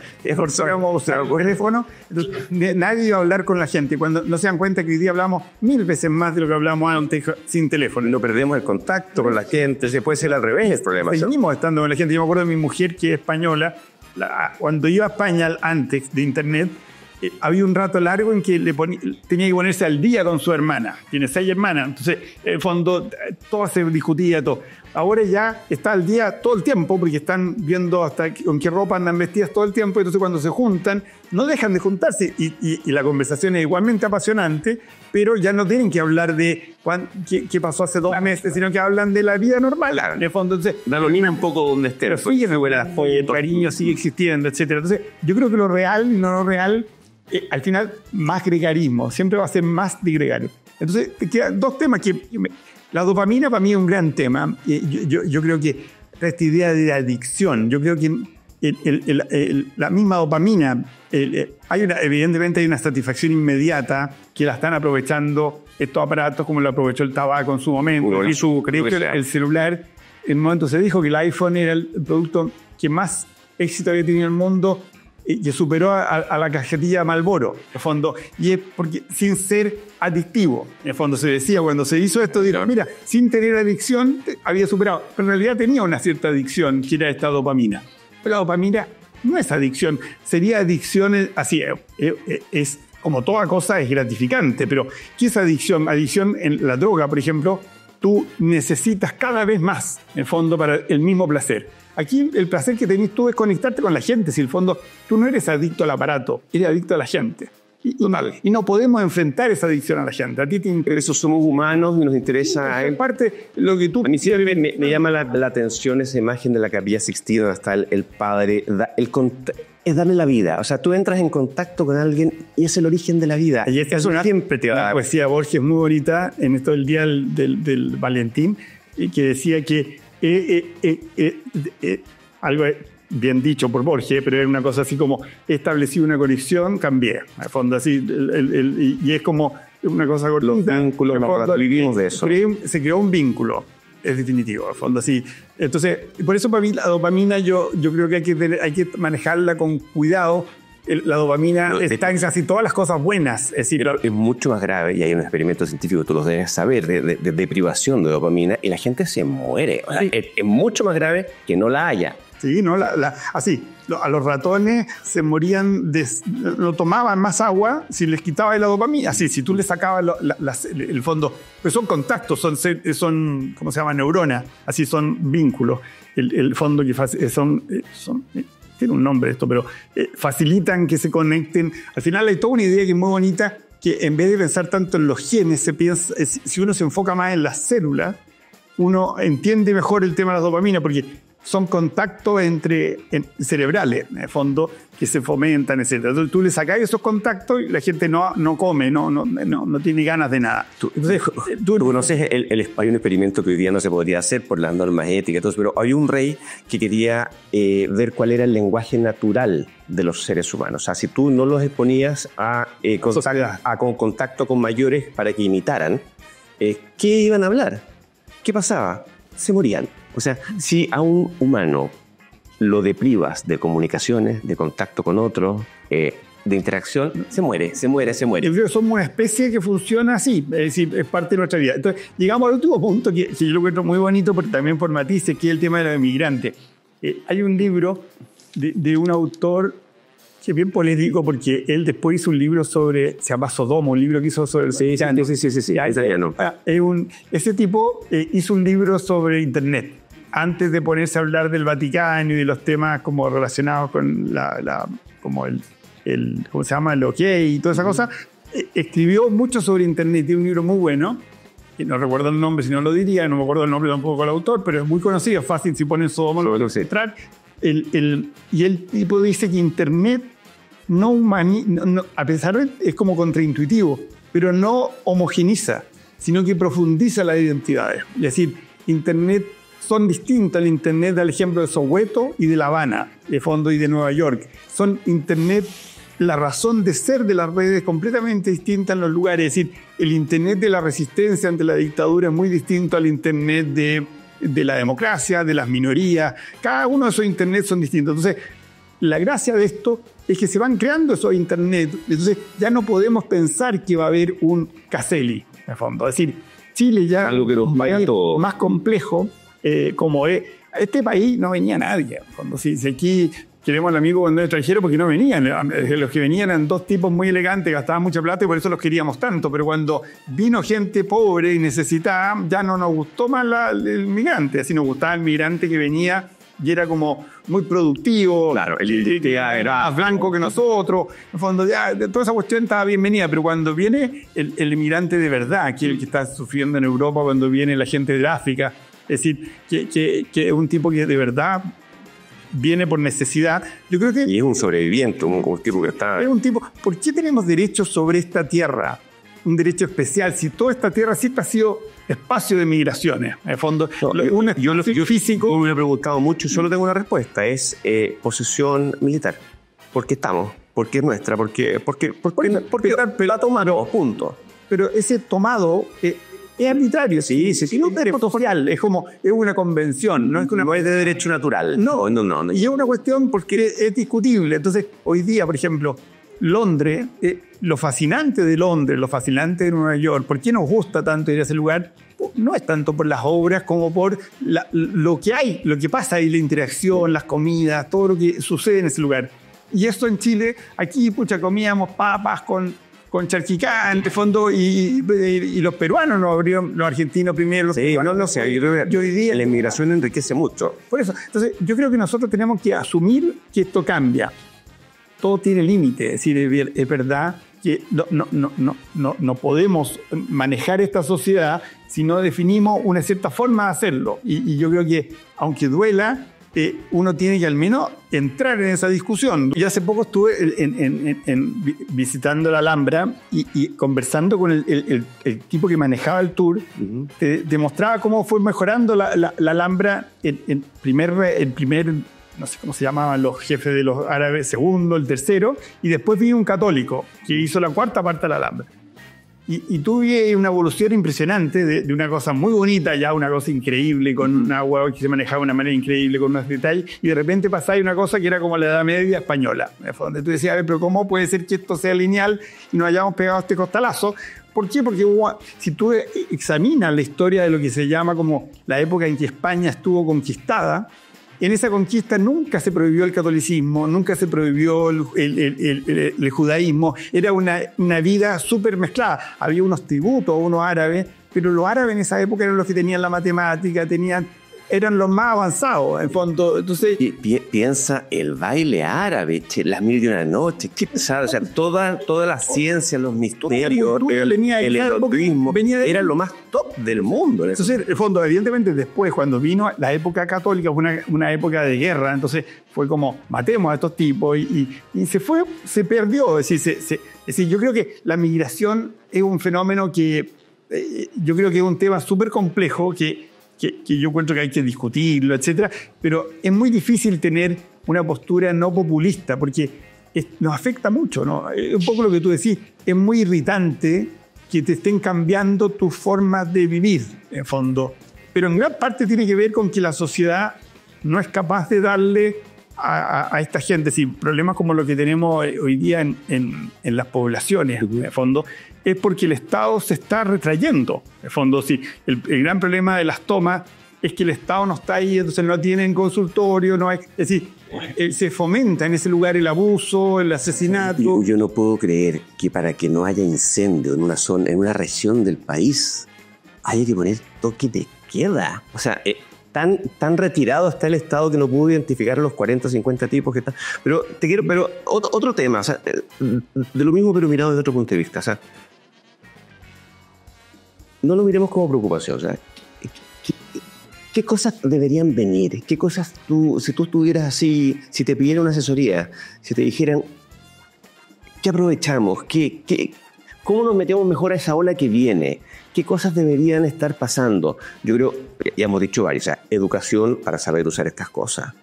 Yo creo que una educación también de buenos consumidores, porque cuando tú tienes un consumidor exigente, la oferta es exigente. Es como vas a las tiendas de ropa en Italia y los italianos, o de comida, y los italianos son más exigentes. El restaurante de comida china es más rico que el de acá porque el consumidor es más exigente. Si yo te dijera, ¿dónde le apretamos clavija? ¿Dónde hay cosas que podríamos... ¿O qué se viene? Yo creo que en el fondo nosotros no somos capaces de hacer estas cosas, en el fondo, como país, como sociedad, no tenemos la capacidad de hacer como lo que vamos a hacer esto por un tema de volumen, pues muchas facilidades. Pero lo que nosotros sí tenemos es un uso muy grande de esto. Yo creo que hay un tema ahí como de aprovechar. Tú decías, por ejemplo, no me gusta el Excel. Hoy, no, y te lo uso. Hoy día con la inteligencia artificial simple, el ChatGPT básico, tú podías hacer te hace la planilla Excel. Es decir, los chilenos que tenemos un déficit súper grande de comprensión lectora, matemática, etcétera, nos podemos saltar muchas de las cosas que ya no somos capaces de darle a esa gente, entregándole a hacer buen uso de esta herramienta. Esa persona seguramente no va a tenerla. Es mucho mejor aprender como Dios manda la matemática y terminar en el Excel. Pero ya es imposible para la mayor parte de los chilenos hacerlo. Si ya no van a poder leer un Quijote, una educación formal. Pero sí le podemos entregar un buen uso de la inteligencia artificial para emparejar un poquito la cancha. Es decir, esa persona... Hoy día en la mañana, por ejemplo, yo en vez de hacer un tweet, dije, yo tengo un lugar donde voy juntando preguntas sobre Twitter en el ChatGPT y en esa carpetita le puse, oye, quiero que tú hagas el tweet. Y le dije 3 ideas y me hizo el tweet. La verdad que era justo lo que yo quería decir, en el fondo. Es decir, hoy día tú puedes saltarte etapas que Chile ya no tiene posibilidad de darle a su población, porque no tiene plata para dársela, entregando herramientas como esta, es decir, facilitándole a la gente, a los adultos mayores. La cantidad de tiempo que tiene el adulto mayor. Yo tengo 60 años y yo decía, puede ser que llegue hasta 90, es decir, me queda un tercio de mi vida, en el fondo, pero ya no voy a tener pega, me van a echar de mi pega, entre comillas, voy a jubilarme, tengo una cantidad de tiempo increíble. Toda esa gente, en el fondo, podría aprovecharse, entre comillas, en estos espacios usando estas herramientas. Porque esa gente no tiene capacidad de entender el computador como lo entendemos los que lo hemos vivido, pero sí tiene capacidad perfecta de hablar. Entonces, cuando estos aparatos ya interactúan, yo le puedo decir, oye, ¿sabés que quiero un Excel que tenga, necesito los promedios? Yo lo he hecho en mis cursos. Yo siempre, como a mí las cosas, tengo muy mala memoria. Entonces, de un semestre a otro se me olvida todo. Entonces, tengo que empezar a volver a hacer cómo se hacen los promedios, cómo se hace el Excel, volver a pensarlo. Entonces, ahora directamente le cuento. Le digo, tengo 20 alumnos, tengo tales notas, etc. Se lo digo todo oralmente y me hace el Excel él. Y le mando el número del estado y me hace el Excel con todas las cosas. Eso lo puede hacer cualquier señor que no tenga cultura matemática. ¿Por qué? Porque podemos conversar todo. Entonces, lo bonito que tiene es que esto está resumiéndose todo en conversaciones. Es decir, el sistema antes era el ratón. ¿Cuál es la interfaz? La interfaz ahora es tu palabra. Entonces, basta con que tú aprendas a dar buenas instrucciones. Es decir, si tú a un tipo le decís, oye, ¿sabes que quiero que esta imagen esté bien iluminada? Y le da, sí, pero ¿cuán iluminada? El contraste. Si tú das bien la instrucción, cualquier persona lo puede hacer. Si tú das mal la instrucción, después decís, pero es que yo no la quería así, porque no lo dijiste. Entonces, enseñar a decir las cosas, yo creo que es lo fundamental. La verdad, yo creo que nos quejamos muy de lleno. Yo me acuerdo haber pasado años de mi vida aprendiendo idiomas con un diccionario, un cuadernito, anotando. Creo que este cuadernito tiene mi cuaderno de portugués. Y hoy día tú tienes aplicaciones que vas tirando las frases, te las vas corrigiendo, te entretienes a morirte con juegos electrónicos. Vas aprendiendo cosas que si tú le entregaras la herramienta a la gente, la correcta herramienta a la gente, había un juego que se llamaba, no me acuerdo cómo se llama, pero mis hijos lo jugaban, donde tú perseguías ladrones en distintas ciudades del mundo. Me acuerdo en algún crucero por Turquía, mi hijo tenía, no sé, 9 años, y me decía, papá, pero subamos esta escalera, después doblamos un poco a la izquierda, viene una bajada un poco fuerte, que no queríamos con mi suegra, que no creo que la Yeya pueda bajarla. Ahí, al lado, hay una peluquería, que tú te querías cortar el pelo, y después es más rápido para llegar. Y yo diciendo, ¿y cómo conoces Estambul? Bueno, porque pasé el verano jugando a este juego. ¿Sabes que los cirujanos, por ejemplo, que tienen habilidades para estos juegos más complejos? Las personas que tienen habilidades para estos juegos más complejos son mucho mejores cirujanos. Y en algunas escuelas de medicina les están haciendo jugar estos juegos porque tienen que tomar decisiones rápidas, manejar cientos de variables, habilidades con las manos. Es cosa de ponerse un poquito inteligente y quizás atreverse a hacer este tipo de cosas. Yo creo que aprender en forma rápida, entretenida, integrar gente, o sea, meter a toda esta gente. Lo importante es entender que esto apoya a eso. Así, si tú te fijas, tú le estás diciendo, esa cosa que te entretiene, que te da una satisfacción inmediata como en un juego, te puede servir también para puede servir en la vida real. Entonces, ese salto a la vida real yo creo que es muy interesante. Entonces, si tú piensas qué cosas te pueden... Porque al final, ¿cuáles son lo que va a salir adelante? Bueno, dice, ¿qué profesiones? Por ejemplo, ahora se hablaba tanto de esta profesión de estos que ayudan a la gente que tenía una invalidez, no creo cómo se llama, pero es como que te ayudan a vivir nuevamente. Es como un tipo de... una terapia ocupacional. Terapia ocupacional. Una enfermera, un terapeuta ocupacional, tiene todo el futuro del mundo porque al final trabajan con la físico. Yo creo que aquí la mezcla de lo físico con la cabeza, eso no va, es decir, no tiene reemplazo. La gracia es que el terapeuta va a tener un ayudante. Es decir, los profesionales como exitosos siempre han tenido otros profesionales más chiquititos que lo ayudan. Hoy día cualquiera tiene un profesional, pero no un tipo entusiasta, sino que hiperentusiasta. Así, que no entiende mucho, porque la verdad que la ayuda que te da ChatGPT no es desde la sabiduría, sino que es de que si tú le das buenas instrucciones, te ayuda. Es decir, la gente juega con ChatGPT, entonces le pregunta cosas como para pillarlo. Entonces, obviamente no se luce mucho el ChatGPT, pero si tú le pasas a ChatGPT 2 cartas muy buenas y después le decís, hazme otra igual a esa. En el fondo, te hace una carta mucho mejor de la que tú eres capaz de hacer en el tiempo. En 2, 3 segundos te hace una carta que después tú le metís mano. Es decir, es como tener un ayudante. Nosotros le podríamos dar ayudante a toda nuestra población, a los tipos que están en el campo. Es decir, y yo creo que el tema es aprender a que lo aprovechen, en el fondo, y no lo usen solamente para... La gente dice, antes el peligro era que te pescaran tu WhatsApp. El futuro va a ser que te pesquen tu chat GPT, en el fondo, porque las cosas que uno pregunta hablan mucho de ti, pero en el fondo es el otro día... ¿Cómo se cura la resaca de la heroína? Métete al chat GPT después, en tu chat GPT, si lo he usado harto, y pregunta, descríbeme. Ya. Y te va a dar una vergüenza, porque vamos a mostrar lo que de verdad te motiva más, no lo que tú de verdad estás interesado. No, claro. Porque ahí está la diferencia entre la marca, que es lo que yo quiero ser, y la reputación, que es lo que dicen de mí, en el fondo. El ChatGPT te muestra un poco por qué tú tienes tanta reputación, porque en realidad, por mucho que tú quieres ser esto, yo me acuerdo, antes la gente le preguntaba qué radio escucha y todo oía música clásica, decía, ¿cuál es el cuerpo más leído del diario? Artes y Letras. Pero no lo leía nada. Como parte de... O la mentira nacional.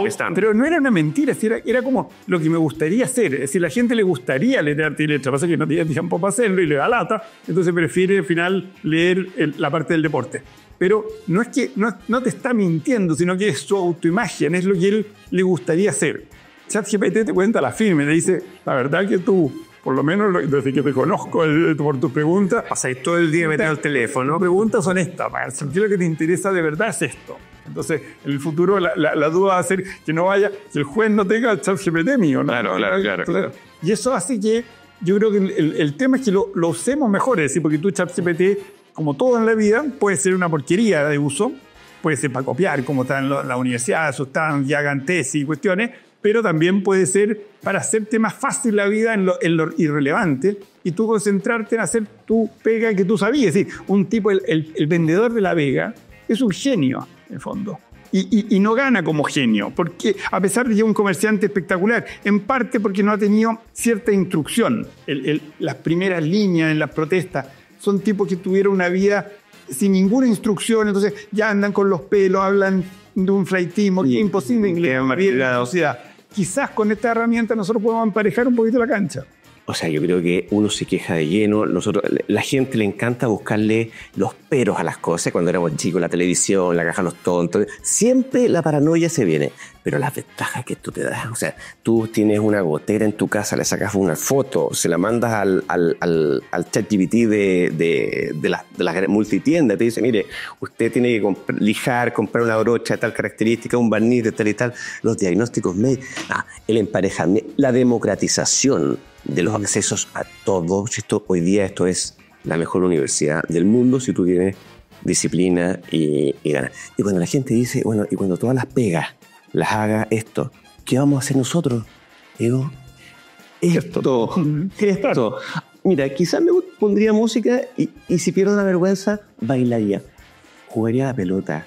O sea, no tengo ningún problema. Haría las cosas que hemos hecho. Sí, pero ¿cómo financiamos ese mundo? Así, porque el fondo del tema está cómo logramos que no pase lo que pasó en el siglo Dickens, en el fondo en Inglaterra, cuando la gente terminó en una miseria increíble. El tipo que era una familia que vivía muy bien tejiendo, de fondo se acabó el telán. Entonces, el tema es cómo la sociedad es capaz de solucionar la calidad de vida de su población. En el fondo, yo creo que y ahí está el tema de los límites. Es decir, Innerari te habla mucho de la razón de ser de los países, en el fondo. Y hubo un momento que era evitar la guerra, en el fondo. Y después fue en la Europa, darle una cierta calidad económica de vida.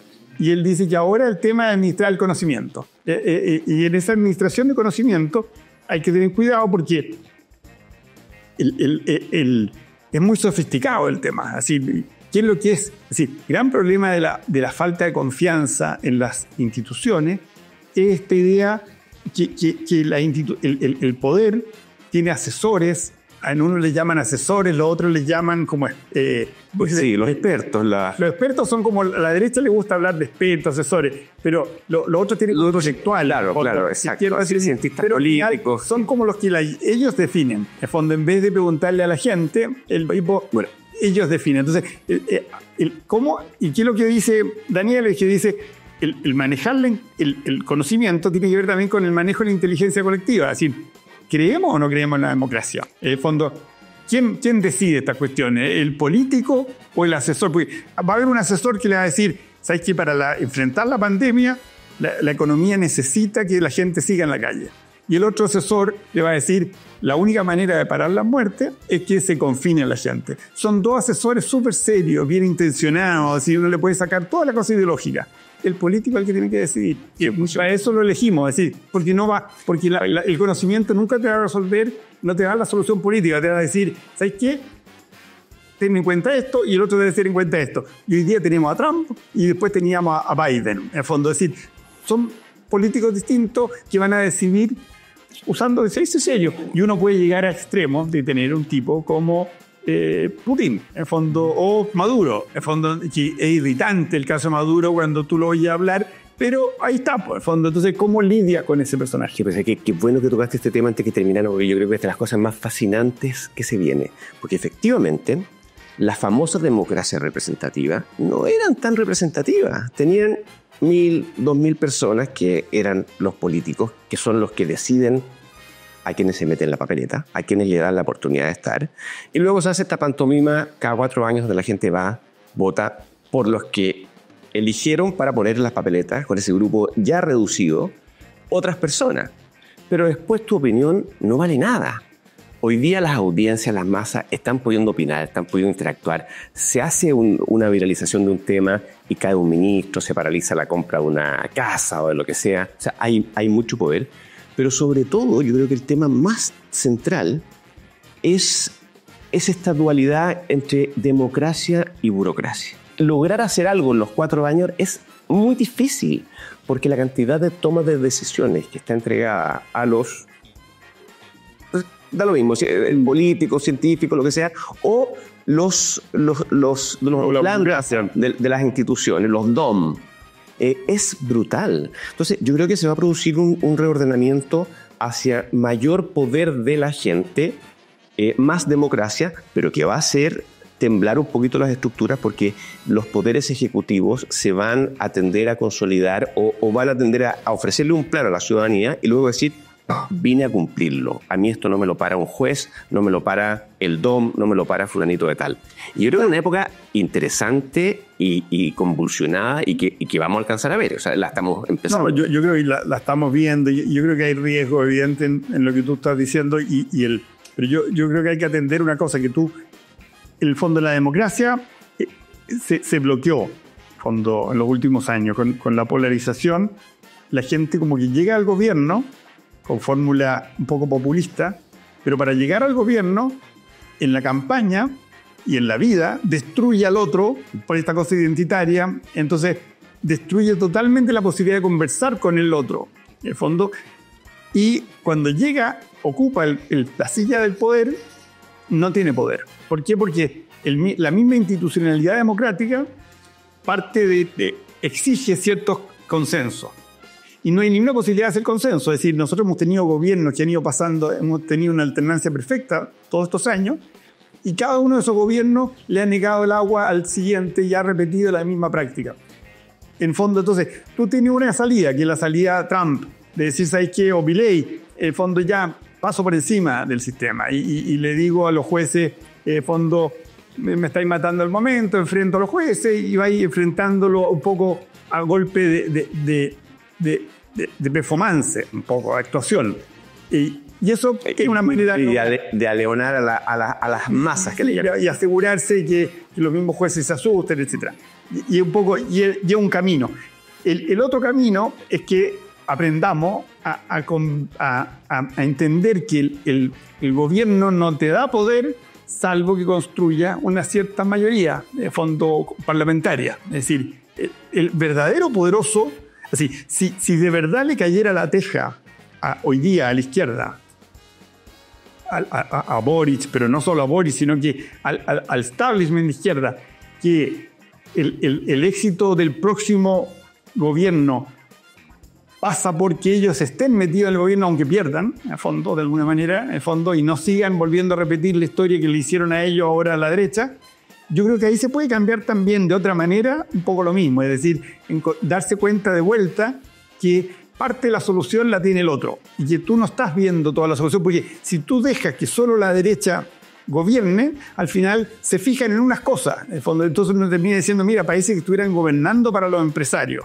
Pero también pasa lo contrario al otro lado, cuando la izquierda está solamente viendo lo progre, en el fondo, también se decae la economía. Entonces, una manera es esta cuestión de la alternancia, en que nadie tiene nunca poder, y otra cosa es encontrar de vuelta el justo medio, que no es el centro, sino que es que se encuentren sectores un poco distintos y hacer gobiernos como de coalición, pero no coalición en la brecha, que es un poco lo que pasa en España ahora, que es claro, la coalición por desesperación y dejar al extremo, forzado, claro. En el fondo, sino que coaliciones que acepten como la típica película Borgen. Sí, maravilloso. Ese tipo de... Oye, y tú vas haciendo acuerdos. Tú sabes que Dinamarca es el país donde el nivel de escolaridad o de formación académica de los parlamentarios es lejos el más bajo de Europa. O sea, es gente común y corriente, el contador de la ferretería, que tiene sentido común. Pues yo creo que en la descripción que tú haces de la izquierda, de la derecha, que van así como las barras bravas,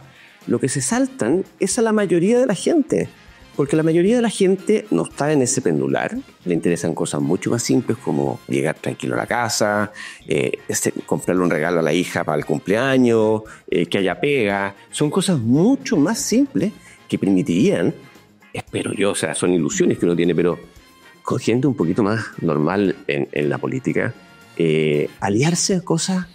Yo creo que hay una resistencia un poco a esa gente, a la política como institucional, en el fondo, esta política como el político, como si fuera una raza, como los sacerdotes, así como un grupo humano, en el fondo, cuando en realidad debiera ser... Sí, en el fondo, pero, es decir, todo esto tiene un poco... No tiene nada que ver con la tecnología, es un tema de que nos pongamos un poco más democráticos. Al final, si democracia es entender que la verdad se vota, en el fondo, la verdad política, y no es... Y todo el tiempo pues tienes que estar escuchando y conectado. Y de que nos vamos a poner de acuerdo en esto, y no es tanto drama, en el fondo. Yo creo que los procesos constituyentes mostraron que no somos capi, es decir, todavía no hemos desarrollado ese civismo que se necesita, quizá por el contexto social que le ha tocado, así quizá era el peor momento del mundo tratar de hacer una constitución después de un estallido como el del 2019, porque estaba toda la sensibilidad muy fuerte. Me acuerdo que hubo gente que dijo eso, que no era el momento para tratar de hacer la constitución. Pero la verdad que... Déjame tirarme un poco de flores a mí. Yo tengo podcast en los cursos, año 2015, hablando de los procesos constituyentes. Yo le decía a los alumnos, cero posibilidad. O sea, no se compren este cuento. A mí me invitaban a comisiones, no voy, esto no va a resultar, pero porque no van a ser... O sea, porque los egos son tan grandes en los personajes, sobre todo en los constitucionalistas, sino un problema de la gente. No se van a poner de acuerdo. Es muy fácil decir, este plato no me gusta, pero muy difícil decir, tráigame la carta y elijamos otro. Por unanimidad. Por eso yo conozco mis monstruos, yo conozco a mi gente. Cada uno se cree más genio que el otro, pero bueno, yo creo que sí tiene que ver con las tecnologías en el sentido que pueden... Sigo pensando en mi ilusión. Sí, yo creo que esto puede ayudar o no, pero te digo yo que es más que tecnología. Sí.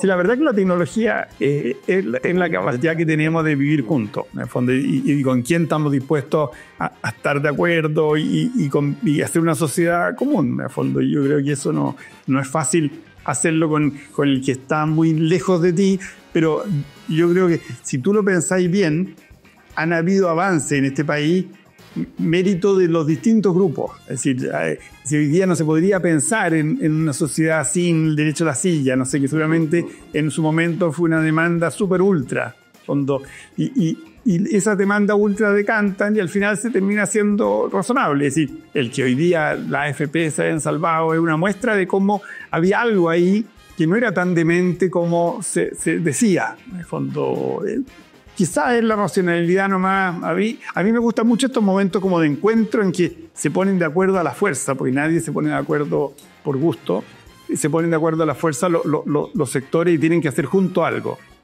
Y creo que ahí hay como una luz de esperanza para lo que viene, en el fondo. Y yo creo que el conversando, ¿sabes? Una cosa. Yo creo, o sea, una última cosa. Es tan difícil con estas cositas ocultar información. Es tan difícil pasar piola como se hacía antes, que el proceso de pérdida de confianza en las autoridades o en las instituciones tan masivo le ha bajado un poquito o ha obligado a bajar los humos a todos. Los ha desprestigiado a todos por igual. Pero eso es necesario para que pueda venir algo nuevo. Es justo, ha sido justo que la gente le ponga más la nota a los políticos, porque ve lo que hacen, ve cómo se comportan, ve que el discurso y la acción son distintas, ve que las cosas que prometen no las cumplen, pero diría por lo menos eso lo podemos ver, y eso yo creo que es un súper avance. No meta, pero mira la evolución. Tú mismo decís las limitaciones de la política y cómo la gente se ha aprovechado de la democracia, en el fondo, pero si tú lo comparas con lo que era antes de la Revolución Francesa, la Revolución Francesa le dio un espacio a mucho más gente, es decir, a lo bestia, pero y ahí nace este sistema que, con todas las limitaciones, tiene la gracia que aumentó ese espacio. El espacio que se podía dar en ese momento era el que existía. Es decir, hoy día, gracias a estas redes, podemos tener mucho más espacio. Es decir, evidentemente puede ser una democracia más perfecta si es que nos aprovechamos de esto. Lo que pasa es que muchas veces se usa esto solamente para evitar la verdad. Es decir, una de las gracias que tenemos en la escucha nosotros, por ejemplo, hay muchas cosas que en la campaña, por ejemplo, reciente de la Municipalidad de Santiago, nosotros estuvimos haciendo escucha. Con esta herramienta uno se da cuenta también los bots y las campañas y discrimina y te da cuenta que todo eso no es real. Es como hay una orquestación, hay cuentas que están pagadas y te das cuenta al tiro por cómo se construyen esas cuentas. Y tú eso puedes decir, ¿sabes qué? No, eso no es así. Es importante que está pasando, pero no es grave. Con margen de error, ¿te podéis tirar un carril de qué porcentaje de lo que hay en Twitter son bots o personas falsas? Bots, así el bots automatizado no es alto. Pero, por ejemplo, en la conversación de las vacunas, había más de la mitad de la conversación que estaba en unos bordes, en fondo, que hablaban entre ellos. Y había lo que se llama el componente gigante de la conversación, era una sola conversación que estaba en medio, que era menos de la mitad de la gente. Es decir, había un 50% de la gente que nunca habló con nadie más. Cuando tú decís gente que nadie lo pesca, estaban totalmente, no lo pescaba nadie. Tú mirabas toda esta conversación y parecía una conversación loca. Si tú mirabas y en realidad el componente gigante donde de verdad estaba la conversación, había una conversación súper inteligente que predecía muy bien que la gente se iba a vacunar y que iba a apoyar el proceso de vacunación, a pesar de todo lo que se decía de Bill Gates, etc. Y es lo que se dio. En el fondo, piensa que en ese momento casi no habían actores públicos contra la vacuna. En el fondo, hoy día tenemos candidatos presidenciales, pero en esa época no había eso. Entonces, yo creo que la estructura de la conversación te da mucha pista, casi tanto o más rica que la repetición de las palabras. Nosotros, en vez de usar esto que se llaman, que tú pones... Si lo he visto. Igual en vez de usar eso, hacemos nubes de palabras. Redes de palabras. Las redes de palabras lo que hacen es qué palabras se repiten en los mismos dos eventos. En ¿cuáles palabras? Entonces tú te das cuenta que ciertas personas hablan con ciertos términos, por ejemplo, economía circular, es una cosa que no la usa es más bien del mundo empresarial. Entonces, y ese tipo de cosas te sirve mucho más. Es decir, para mí el concepto de redes hace que el tiro no solamente pienses en volumen, sino que pienses más bien y te olvides del volumen, del promedio y busques destilamiento. Porque las redes no es... Es decir, el típico ejemplo que se usa en las redes, Barabasi lo usa mucho, es que si tú tratas de describir las redes no hay igualdad. Se llama Don Mateo. Al que tiene se le más tiro y al que lo tiene se le quitará. Hasta lo poco que tiene se le quitará. Esa es la justicia, entre comillas, de las redes.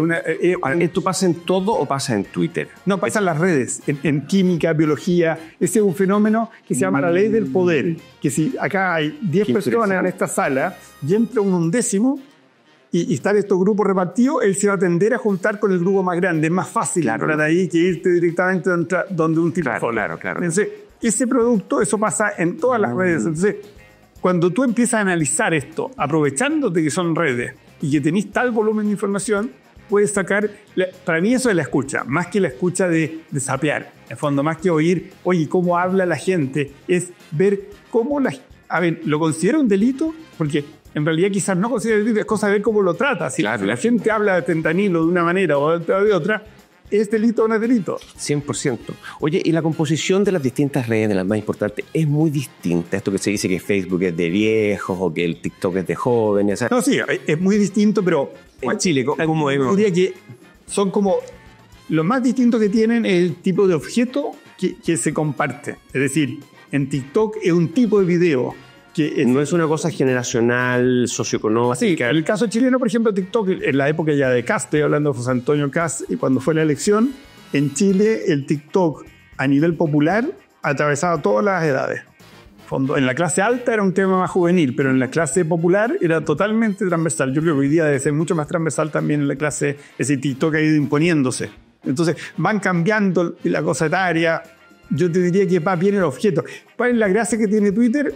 Es que es conversacional y que es el único que se dedica un poco a lo público. Entonces, tiene la ventaja que es muy transparente. Entonces, Twitter nunca te va a servir para medir lo que piensan los chilenos, porque es un grupo chiquitito de gente. Pero te sirve mucho para saber cosas, porque lo que se habla en Twitter se habla en la calle también. Es decir, es como un... es lo que se habla. La gente, ahora muy chiquitito, ¿cuánta gente? 20%, pero de los cuales, de ese 100% de tuiteros, deben haber 2 o 3% que son influyentes. Entonces, en el fondo, tú con 500 personas en una conversación, si tú dices, por ejemplo, veamos el tema del fentanilo, tú te bastaría con tomar todos los que mencionan. Habría que saber cómo le dicen, porque seguro no le dicen fentanilo, habría que tener un montón de términos y meter todo esto y podría pillar un poco quiénes son los que llevan esa conversación. Y con 500 personas tú podrías, que te dicen móvil, porque va cambiando en el tiempo, tú podrías ir siguiendo lo relevante que está hablándose entre lo que se está compartiendo en ese entorno. Es decir, cualquier conversación se puede manejar con un grupo de gente, pero esto es como la encuesta, es decir, tienes que saber seleccionar. Claro, no, pero el material está ahí. Vamos, está buenísimo esto, pero te dan 1000 horas más para seguir conversando. Buenísimo, sí. Si te da la paciencia, volvemos en otro momento. Mira, que me quedo todo pendiente, básicamente. Gracias. Muchas gracias por invitar.